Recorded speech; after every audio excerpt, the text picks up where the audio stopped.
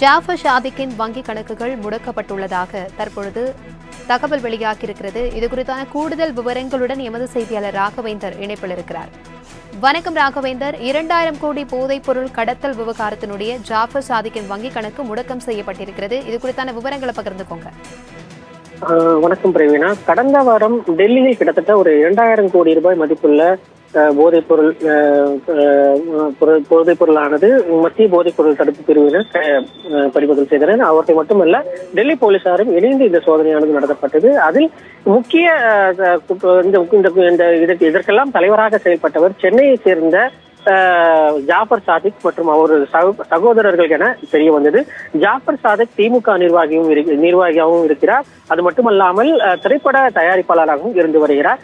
இந்த நிலையில் அவரை தேடுவதை அறிந்த மத்திய போதைப் பொருள் தடுப்பு பிரிவினர் அவரை தேடுவதை அறிந்த அவர் உடனடியாக அவர் மற்றும் அவரது சகோதரர்கள் இருவரும் சேர்ந்து மொத்தமாக 3 பேரும் குடும்பத்துடன் தலைமறைவாயினர். இதனையடுத்து மத்திய போதைப் பொருள் தடுப்பு பிரிவினர் சம்மன் அனுப்பியிருந்தனர். சம்மனுக்கு ஆஜராகாததால் அவரது வீட்டில் கடந்த புதன்கிழமை அன்று சோதனையானது நடத்தினர். அந்த சோதனையில் பல்வேறு ஆவணங்கள் கைப்பற்றப்பட்டது. அதாவது அவர்கள் வீடுகளில் சோதனை நடத்தப்பட்ட போது நிலம் தொடர்பான ஆவணங்கள், திரைப்படங்கள் தயாரிப்பு தொடர்பான ஆவணங்கள், வங்கி கணக்கு ஆவணங்கள், காசோலை புத்தகங்கள் உள்ளிட்ட பலவற்றை கைப்பற்றியிருப்பதாக மத்திய போதைப் பொருள் தடுப்பு பிரிவினர் தெரிவித்திருக்கின்றனர்.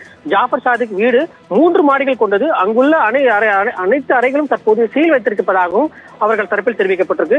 அப்பொழுது கைப்பற்றப்பட்ட வங்கி ஆவணங்களின் அடிப்படையில் கிட்டத்தட்ட 8 வங்கி கணக்குகள் முடக்கம் செய்யப்பட்டிருப்பதாக அவர்கள் தரப்பில் தெரிவிக்கப்பட்டிருக்கு. இதில் பல 100 கோடி ரூபாய் அந்த வங்கி கணக்குகளில் இருப்பதாகவும் கூறப்பட்டிருக்கிறது. அது மட்டுமல்லாமல் பல